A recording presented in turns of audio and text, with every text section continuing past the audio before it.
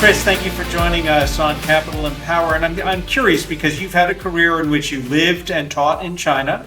You taught in Vietnam. You used to write commentary for Bloomberg. What are you doing now? Are you still teaching? Are you still writing commentary? I'm still writing commentary. I'm actually working on a financial data tech startup, which will be launching within the next month or so. And then I also do consulting and work for people based upon China data, which is kind of my wheelhouse. Right. You have a PhD, as I recall. That's correct, in yes. Economics?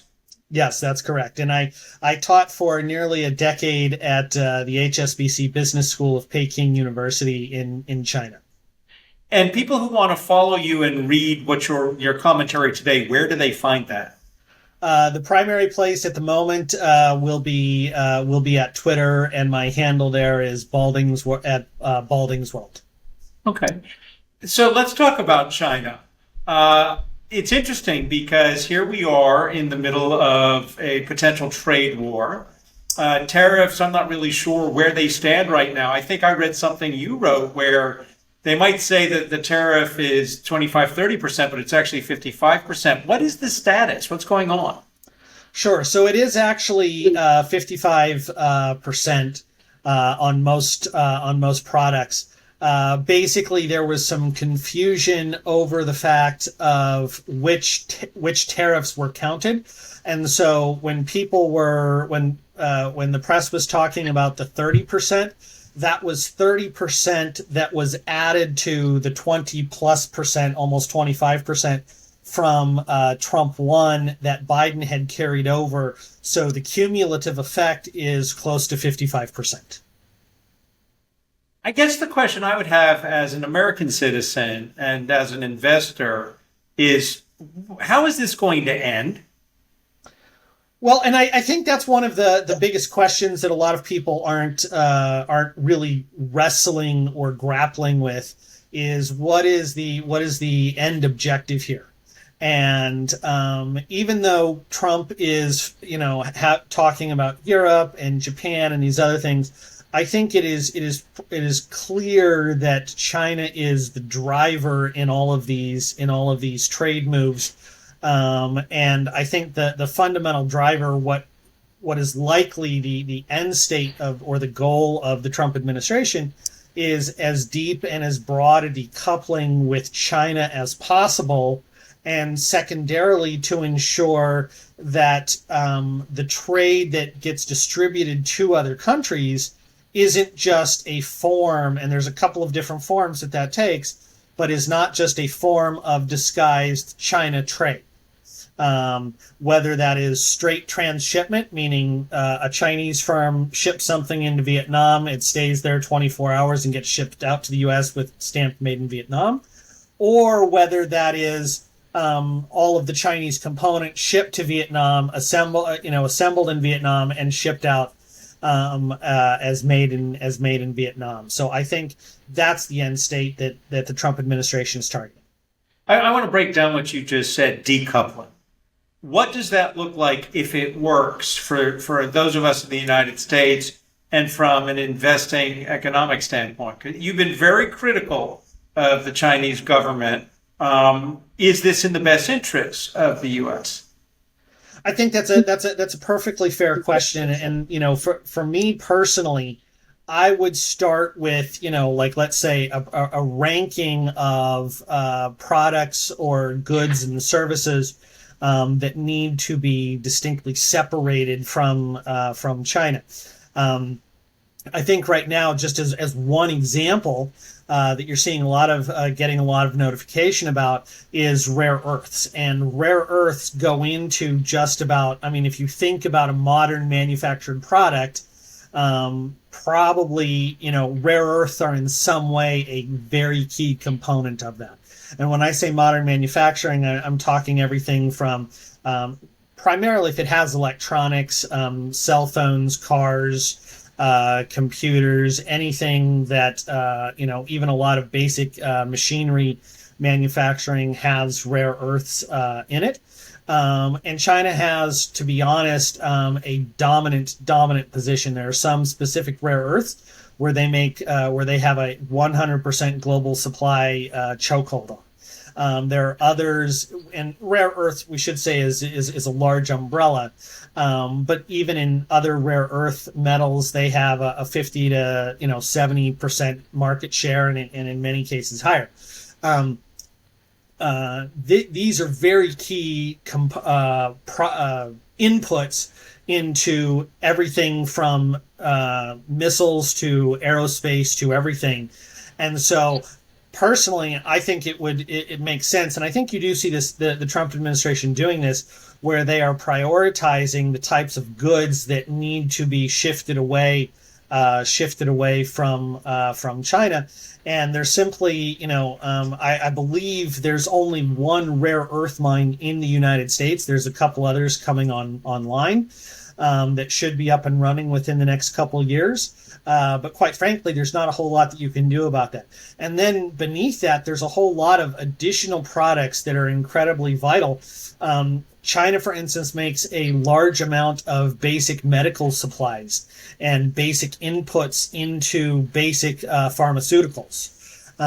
In some cases, they hold, a 70% market share in those products. Okay. And those are products that if they wanted to, they could inflict enormous amounts of pain instantly. And so I think there's a hierarchy of products that needs to be shifted away from China. And the sooner that can happen so that we're not beholden to our greatest geopolitical adversary, the better. So okay, but back to my question about decoupling, what that looks like. What I just heard, and correct me when I get this wrong, what I heard is that this will take several years. And quite honestly, if I were the Chinese, I would not want to give up my position of controlling rare earths. I had a guest on who said rare earths are actually not that rare, but the Chinese mine them quite efficiently. And as you pointed out, there's only one. It's in Nevada, I believe. There's only one actual rare earth mine operating in the United States, and it's going to take a few years to get the other mines up and running. So wouldn't it be in the interest of the Chinese government to say, you know what, good luck, United States, you're not getting from us? Well, and that's effective. You're exactly correct, and that's effectively what they're doing right now. I mean, they are continuing to withhold rare earth mines. And one of the reasons, like people ask, well, why are tariffs important? One of the issues is that these companies, China has made a specific policy nationwide of doing this. So they have bought up mines and a lot of the technology to process these rare earths. So that it's not just that they process them domestically.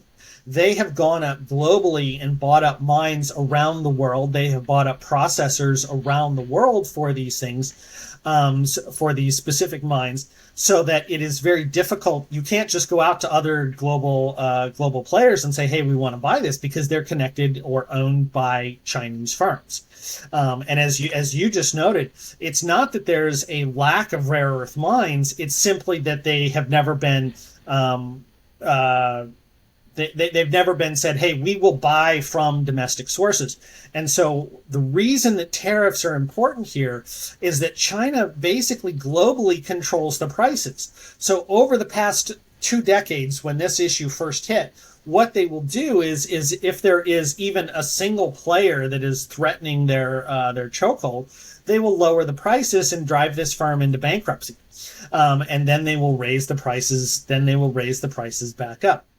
And OPEC does that, by the way. Yes, that's what OPEC used to do with oil before They still do that. I mean, not quite as successfully, but they still do that. I mean, a lot of, as I'm sure you're aware, a lot of marginal U.S. wells are in that borderline right now. $60. Yes. If oil's not above $60 a barrel, it's no longer profitable for U.S. producers to produce. Yes, that's absolutely correct. So, but with rare earths, I get back to the same question about decoupling. It would appear to me that the Chinese have the leverage and we don't. What is our leverage in this? Meaning the United States. Yeah, so so our leverage is a lot of what has to do with chips, because they're in the position with chips that we're in with rare earths. Okay, they're a couple of years away from being able to say, okay, we can replace, for instance, NVIDIA. We can replace software design, a lot of chip design software and things like that.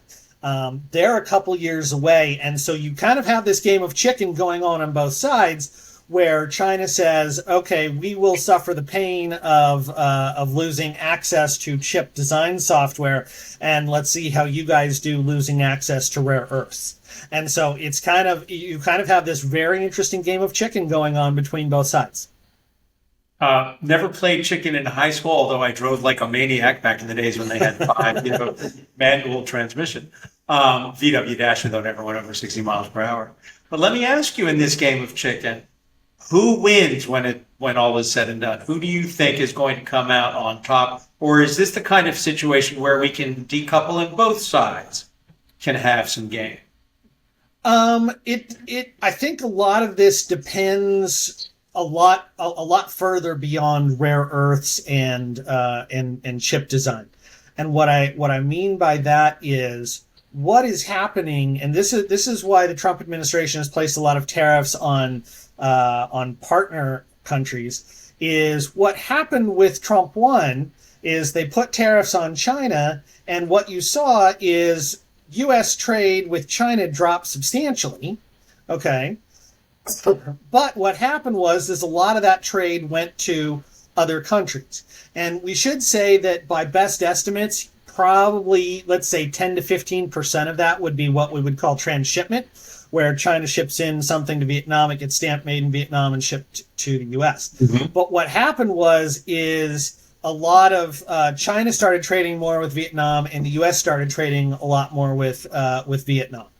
And so a relatively small amount of that was just Chinese goods making its way to the U.S. A lot more of that was, for instance, China shipping components to Vietnam, Vietnam doing a lot with it, and then shipping it to the U.S. And so what the Trump administration is really saying, and you're seeing some pushback, but you're also seeing some acceptance, is China doesn't compete as much with that much with the U.S. Okay, it needs to be very clear, and I don't think this is something a lot of people around the world understand.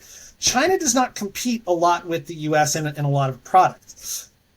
China's growth has really cannibalized a lot of growth out of Vietnam, a lot out of Mexico, a lot out of Africa, and so what the Trump administration really needs to focus on is, I would tell them to do, is say, Vietnam, we want to know that when we're buying a Vietnamese product, the components are made in Vietnam, it is made by Vietnamese workers for Vietnamese firms. Okay, it's not just a China Light product, it is a Vietnamese product. You wrote about this. I believe it was, it might have been in Bloomberg, and I'm going to quote you. The biggest loser from China's rise is not the United States, but countries that would compete with China, such as Vietnam, Mexico, and others at similar levels of development.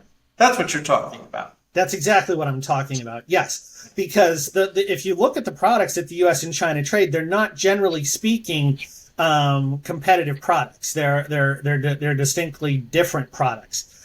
China trades a lot more in the types of products that Vietnam and Mexico export to the U.S. I want to get back, though, to my question. I'll make it simple. At the end of the day, who wins? Because I read and I hear pontificators in the United States in our legacy media saying China plays the long game, and at best we play the 4-year game because we have changes in administration, and depending on the psyche of the administration coming in, what's happening now could be thrown out, the baby with the bathwater. So let's put it this way. I think we're in the first inning of, what is bound to be an extra innings game. If I can use an analogy, I think generally speaking, the U.S. has a lot more cards to play. Okay. China is basically going all in with rare earths because there's not a whole lot of other cards that they have to play. Okay. What about U.S. Treasury? I want you to finish this thought, but I thought that they could start selling U.S. Treasuries and undermine the stability of the dollar. No, they really couldn't for a couple of reasons. First of all, if the Fed does not have an automated program already to basically step in the gap to buy if there's some type of disorderly, because we know where the selling would come from if China wanted to dump U.S. Treasuries, and also they're a relatively small percent of the overall Treasury market at this point. I believe it's under 5% at this point, maybe even 4%. So if they wanted to dump, if they said, okay, sell all of our U.S. debt holdings immediately as fast as possible, first of all, they would take a bath. They would lose, significant amounts of money. And second of all, I would have to think that the Fed has basically step in and so that should not be a problem. No. Right. Foreign held debt in the United States, it's not even 30%. The majority of our debt is held by Americans and by the government. So Yes. you've answered that part of this. But back to if China's one card is rare earths, as an investor, why does there seem to be this fluctuation on a daily basis? And I realize the spot price of something is not perhaps the term price. But why do we get this wild volatility in equities? Shouldn't U.S. investors be thinking, you know what? Because I'm hearing you say, you know what, the United States probably could win this trade war. Yeah, I do think they can win this trade war. I mean, there's a long way to go. There's a lot of other factors. I think honestly, as I'm sure you're aware, so much of the daily equity trading is largely sentiment driven, automatic trading at this point. That when there are positive and negative words that are used in the press releases and things like that, it automatically jumps. I don't think there's a whole lot of fundamental difference, in one press release or Trump tweet to the next over what is likely to be a multi-year game. I do a follow-up interview with you in the year 2035. And my question to you is, looking back, what did the United States do right? What did China do right? And who prevails as of 2035? I do think the United States prevails.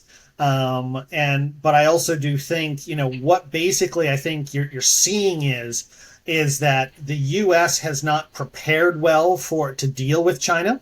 I think even now we're still waking up to a lot of the issues that need to be dealt with. A lot of the rare earths, we simply can't replenish missile supplies, for instance. We simply can't replenish missile supplies without a lot of rare earths that we simply don't have in stockpile right now. And we're just waking up to that. We're just dealing with that. I think as that mindset and as we move to address those weaknesses, I think it totally changes the game, not just with rare earths, but with a lot of other issues. So what do you say to people like me? I'm older than you are, and I grew up as a child. This global unification of the world economic system was our bread and butter when we were all coming up. It's what we were taught when we were in school, if we had the good fortune to be able to continue our educations. I had friends who lost their jobs in steel mills in Cleveland, Ohio. I was there when an actual line was disassembled and shipped to China. I was not a steel worker, but I saw it impact my friends. But a lot of us have been raised to believe that this global coupling was in the best interest overall of world peace and of all of us. And what I hear you saying is that's not the case.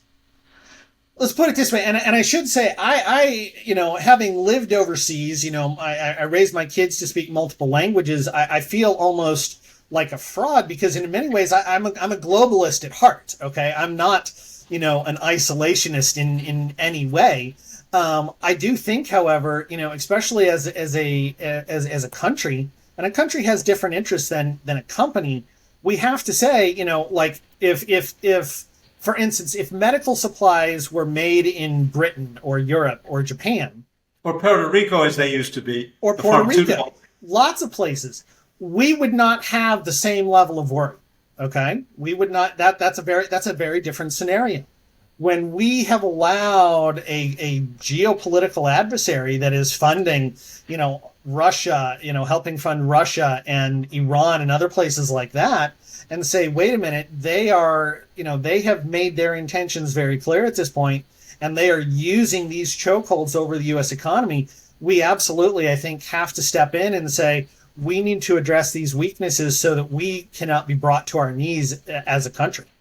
What do you say to people like Thomas Friedman at the New York Times, or the people who have been the champions of globalization? And just for the record, I was, in elementary school, but my mother worked in Dade County, Florida, in Miami, and the Chinese government in the 70s and early 80s had a program where they would bring civic leaders from the United States to China as part of I guess this was the beginnings of this globalization that we all experienced. I remember it was really cool. She came home, I got this little kid's Mao jacket. But I bring that up because wouldn't it be in the best interest for everybody, the Chinese government, the US government, and for investors, to maintain the coupling, but on a more realistic, perhaps fair basis?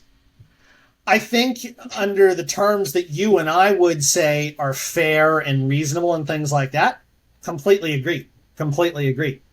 I think one of the biggest misconceptions is how most Americans and most people outside of China think of what is in the best interest of China. And what I mean by that is, and people don't, I think people simply don't grasp how China views its best interest. Chairman Xi is clearly on the record and through all kinds of other things of the opinion that, and he stated this, what I'm about to say, he stated this, the biggest tragedy of the 20th century was the collapse of the Soviet Union. And Chairman Xi has spent enormous time and energy at all levels of the Chinese government, making sure that what happened to the USSR in 1989 will never happen to China. And the basic takeaway for Chairman Xi and the CCP was to do the exact opposite of what was taking place in the Soviet Union in the 80s. And so China continues to close very rapidly. They continue to say we need to demonstrate our largesse outside of China, because so that we can basically control industries. Okay, and so they are what we think of as in China's best interest, and what they see as their best interest, and how they are implementing policies are two incredibly different things. And again, you've lived there. Are you fluent in Mandarin or in Chinese dialect? No, I am not. I know that you get data.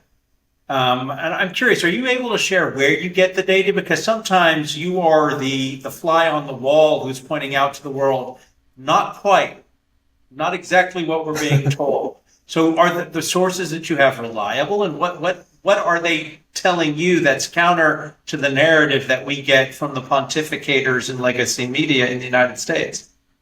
So it's from a number of things. I do absolutely have dedicated, unique data that I draw from. Drawing data out of China.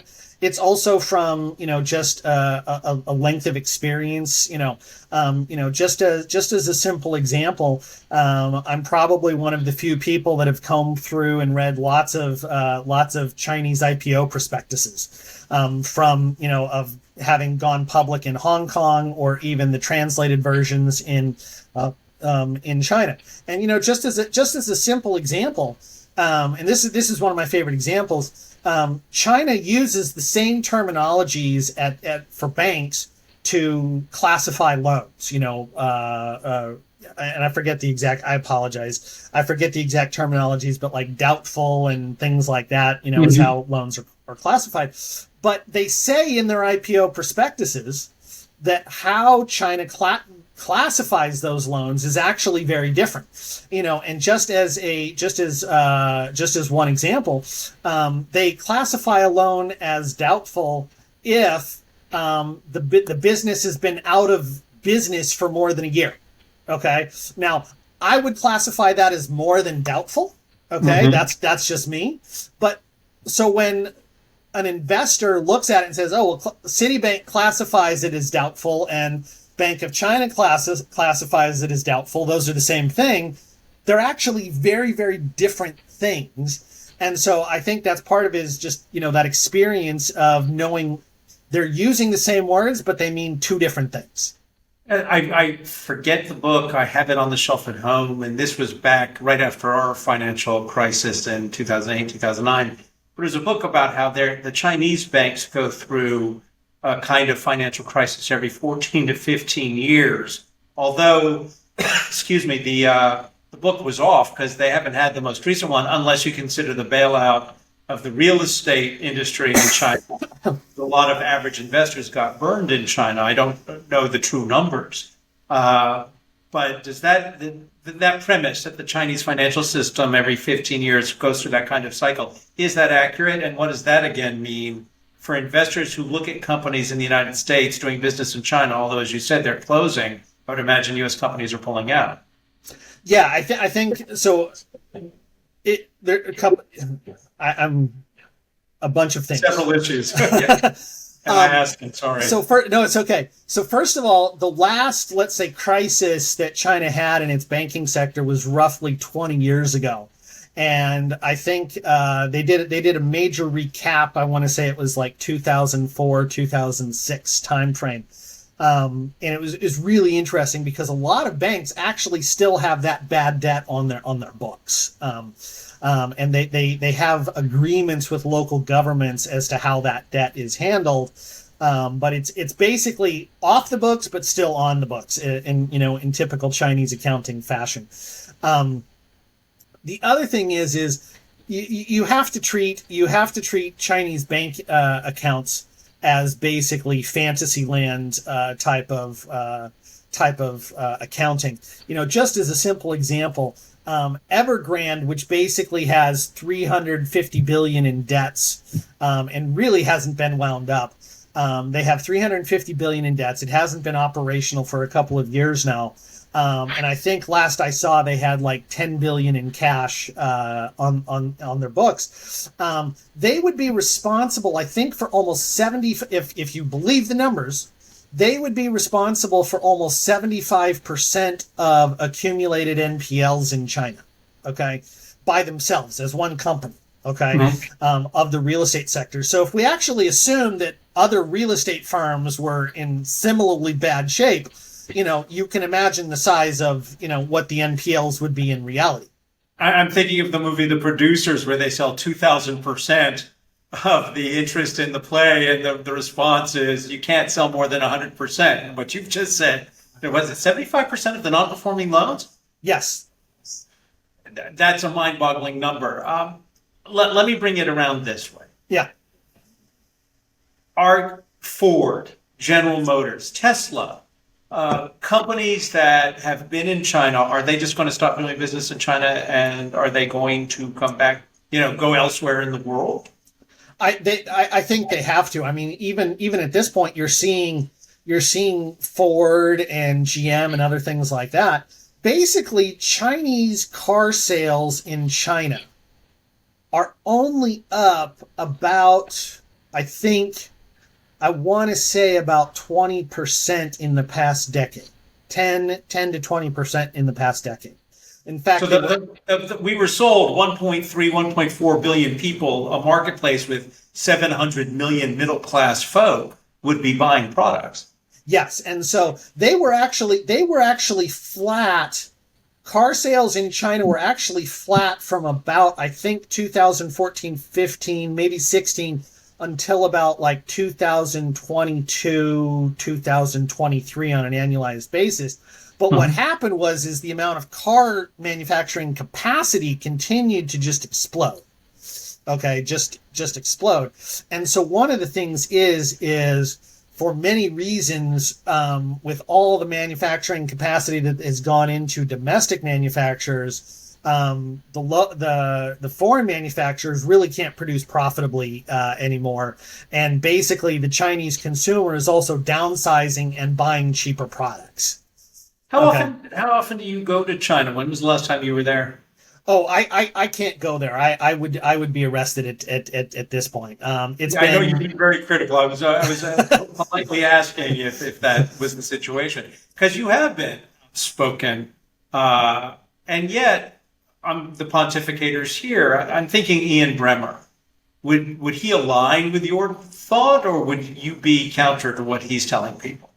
I would probably be counter to what he is saying.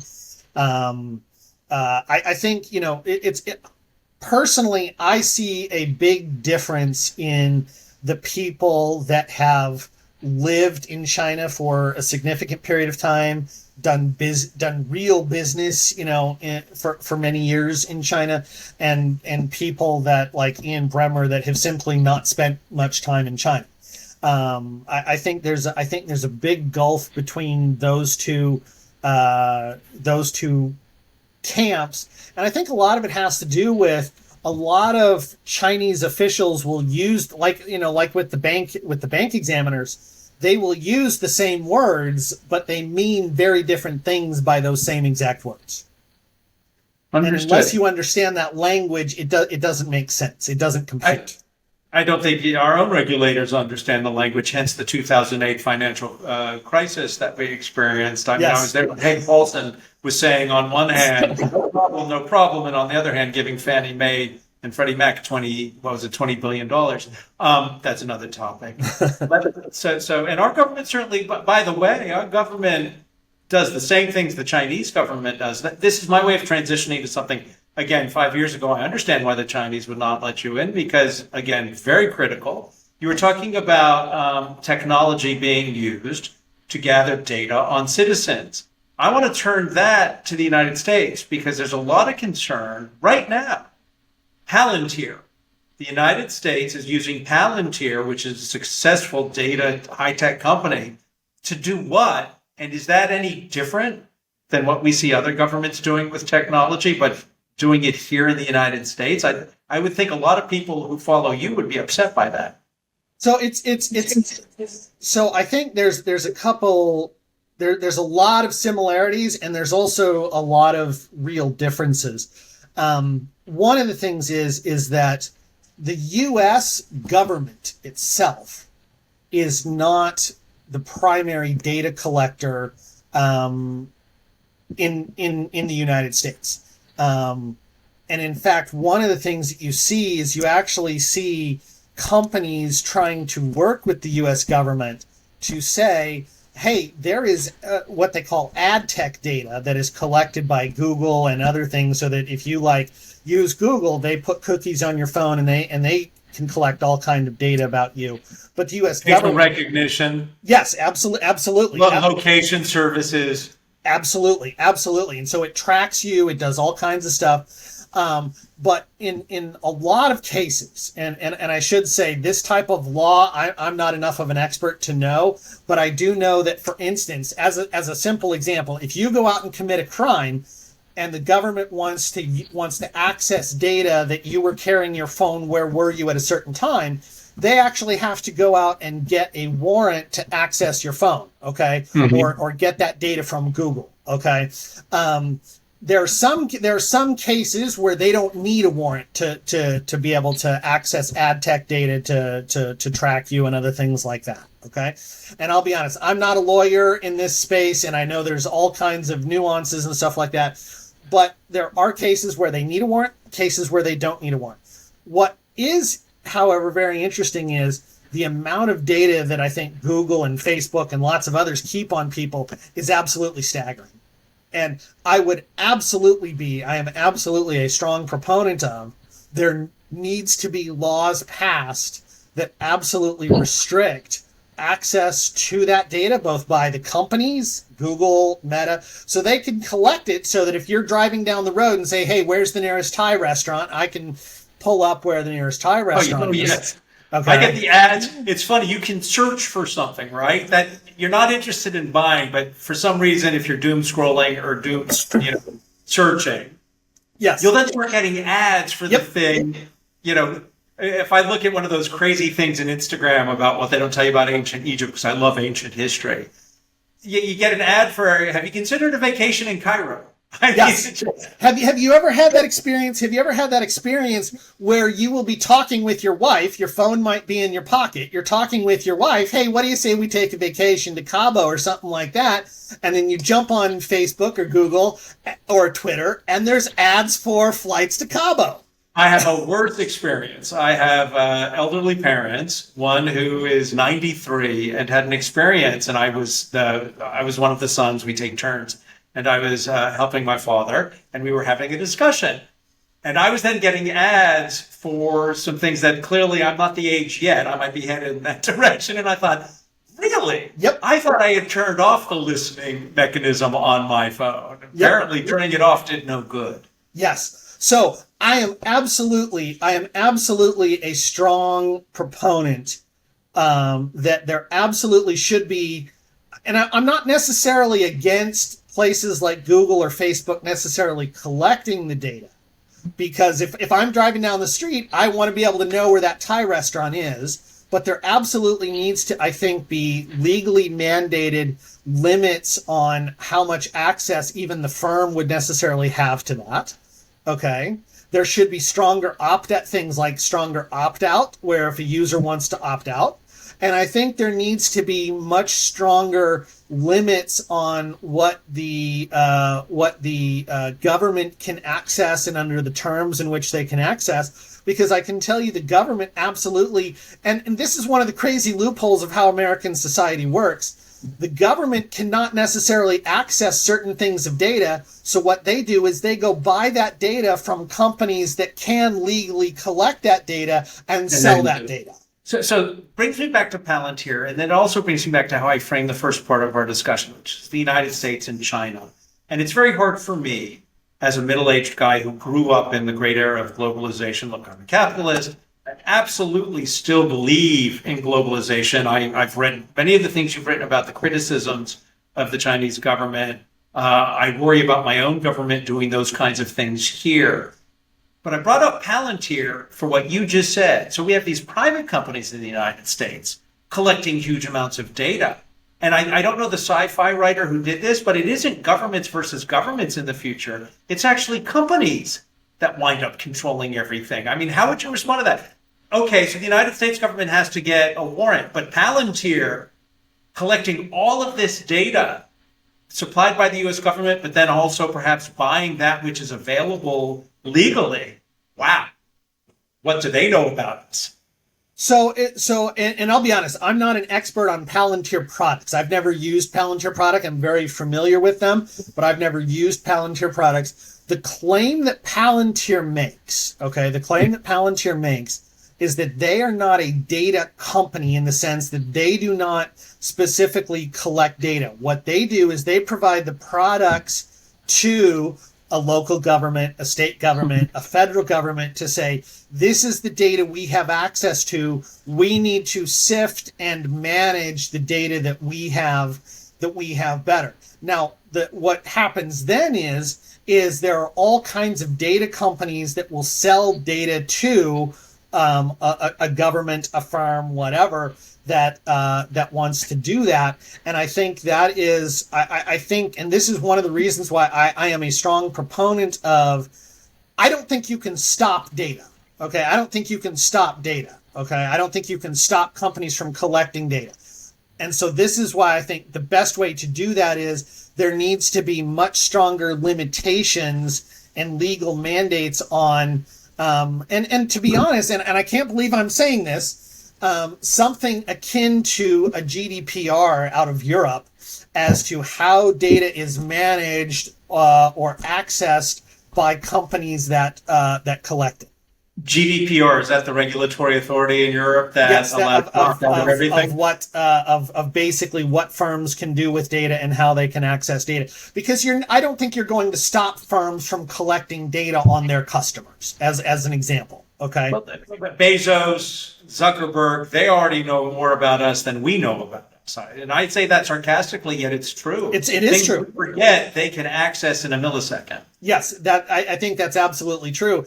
And so that is why I think the smarter approach is to say there should be legal mandates about what they can access. As a simple example, when I'm talking about this, the distinction I would make is if Jeff Bezos says, "Hey, Mr. Balding keeps clicking on coffee links. Let's give him more coffee links so he's going to buy coffee from Amazon."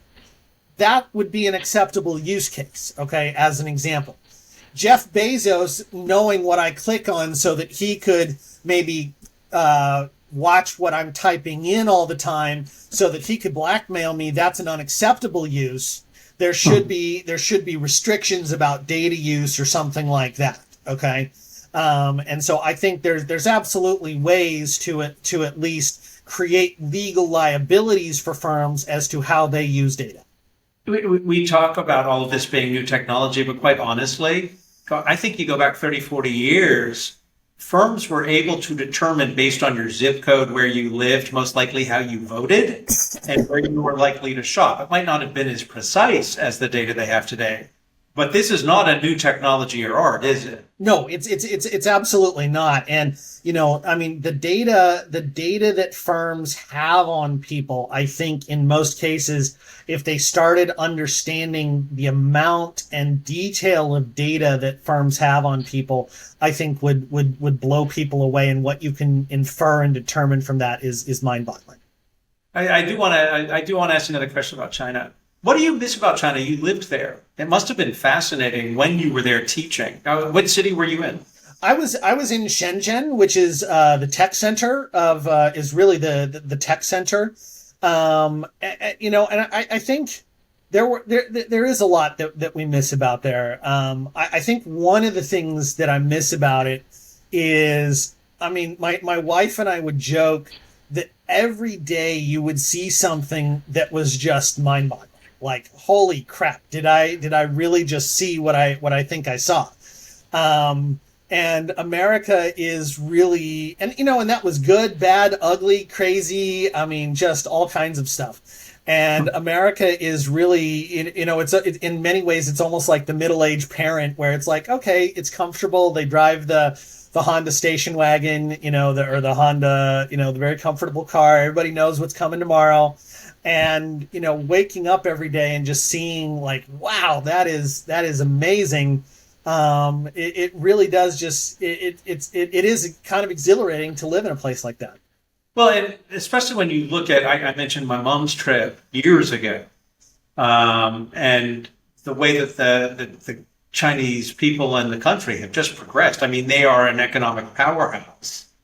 I do want to ask you this. Do you think they overtake the United States? I saw a clip, and it could have been just crazy social media BS, in which somebody was saying for years and years, we've been told the Chinese economy will surpass the United States. But in this clip, they said it's actually quite the opposite. What is the reality of that? A lot of the elites on the Upper West Side of New York City will tell you that China has surpassed us and will continue to outpace us. I don't think there's any real conceivable path for that to happen for many, many reasons. And let me emphasize, when I say that, China will absolutely, be very, very formidable. I mean, they have lots of smart people. Okay. So when I say what I'm saying, it's not China's going to crumble and fade away. It is, will they surpass us? I don't think that's realistic. They're, just as a simple example, their economy is at the beginning stages of a population collapse. I mean, there's really no other way to put it. It is at the beginning of a population collapse. By the end of this century, it's quite probable that the United States has a larger population than China, as a simple example. Back up on that. We have roughly 340 million in the United States, and there are 1.3 billion, 1.4 billion in China. Are you saying that in the next 80, not even the next 75 years, our population surpasses that of China? Yes, that's absolutely. Let's put it this way: it will at least be close. Yes, for sure. I mean, if the United States and look, demographically, the United States has to would need to have a very steady pace of immigrant growth. But yes, at the end of this century, it's very probable that they will at least be close. Yes. Not to be too sarcastic about this, you just said we need a steady pace of immigrant growth. Have you read the headlines lately? Well, and honestly, this is one of the things. This is one of the things that I'm not all that worried about, because a lot of an enormous number of the immigrant growth in the United States is legally mandated, Right. with certain types of visas and things like that. It's not at the discretion of the president. The president has discretion over things like, border security and things like that. But a lot of the immigrant growth is, for instance, every year all the embassies do a lottery and they give out, however many, resident visas. And that's just legally mandated. There's nothing President Trump can do about that. We forget that we have a legal immigration system because of the headlines, and people still do come to the United States legally. Yes, that's I think absolutely that's correct. lost in the shuffle. Let me ask you about this. We've spent a great deal of time talking about the United States and China. I think it was 2 years ago, I read an article during maybe 4 years ago, it was during the pandemic, that made me go, oh, wow, no one's paying attention. That the greatest, perhaps, economic challenge for the United States does not come from China, it comes from India, because you have a potentially democratic society with over 1 billion in population that is ascendant. What would you say to the people who aren't looking at India right now? I think India is absolutely. I think India is absolutely a country I would very much watch. They're enjoying right now a demographic dividend, in the sense of they have a very young population. They still have a growing population. They're growing pretty rapidly. I think one of the things, Modi gets a lot of criticism in the U.S., but having enough Indian friends that both, voted for him and didn't, I think one of the things that became very clear to me was, and I heard this across the Indian political divide, is Modi's very popular in India for one very simple reason. He said, we're going to make government work. Okay. We're going to make government work. And I'll just give you, and this is a personal story. One day I got an email from an individual claiming to be a very high-ranking official in India, and I looked them up. They were a very high-ranking official in India, and I was like, "There's no way this person called me, sent me an email. Like, I'm sure this person has 20 people, thousands of people under me. There's no way this person's emailing me." So I made this comment to an Indian friend, and they said, "Actually, good chance it is." And I said, why would this person be emailing me? He said, Prime Minister Modi basically went in and pounded the table. You are civil servants, and it is your job to get things done. Okay, so don't pass it off. Don't assume it's going to be done. If there's a problem, solve it, fix it, get it done. And so I emailed this person back, and I did multiple checks, and come to find out, it was this actually senior person that was reaching out with a question and wanted some assistance on something, and I was happy to help, and I was just floored. I mean, this would almost be like a secretary, a treasury secretary, or somebody like that here in the U.S. And it just in all the way down at all levels of the government, it had been impressed upon them, you're here to get things done and make things happen. And I think that is change. I think there's a big change happening, and I think that's why you're seeing the Modi government relatively popular. And it's changing the entire mindset of India. I just got to give a shout out for the state of New York, because I'm, like most people, highly critical when government doesn't work. But I have to tell you, in the past couple of years, I've had cause to have to research some things. Not as a journalist, but as an individual. And I've always been able to get someone on the phone, and it always got taken care of, which made me think, oh, these people in Albany are actually doing what they're paid to do. So I hope that continues. I worry it might not. What makes you, before I ask you the second half of the question, what are you most optimistic about? Whether it's this decoupling from China, I'm not optimistic about it, but I understand the case and reason for it. But what makes you optimistic about the future for your kids? So I remember when we were at a school visit when we were in Vietnam, actually, and they were talking about, and I have no way of verifying this statistic. We won't for a few years, but they gave us some statistic about the number of the jobs that our kids will be working at in the future. Something like 50% of them haven't even been invented yet. Okay. And I don't know if that's true. We won't really know for years. Um, but I think one of the things is there, and there's a couple of reasons. I'm still very optimistic for my kids, and really for the state of America. Is that, whatever we may say about America, and there are problems. I think we can all agree on that. I think you look around the world, and the United States is still the best the best house, and even if it is in a bad neighborhood. Okay, this doesn't mean that everything's perfect. I think we can both agree on that by any stretch. But I think we're absolutely the best house in a bad neighborhood. We're still, China is innovating, but you know what? We're still the innovative powerhouse of the world. We still have, the best universities. We still have the best, go down the line. And I think one of the things that is happening, and why am I a little more optimistic about decoupling? Think about it this way: if so much of even what China does is being automated, what is the cost difference in employing a robot in Shanghai or Manhattan? There's really no price difference. There's really no price difference to employ that robot.